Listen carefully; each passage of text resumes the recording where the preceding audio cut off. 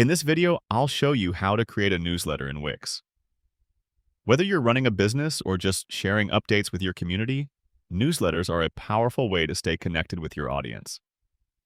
Start by signing into your Wix account and heading to your dashboard.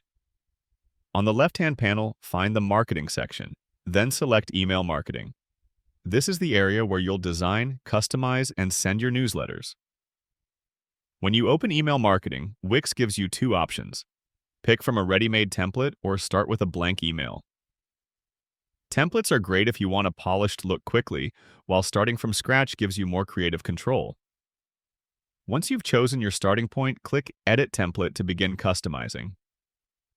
Here, you can change the layout, adjust fonts and colors, and update the content to fit your brand's style.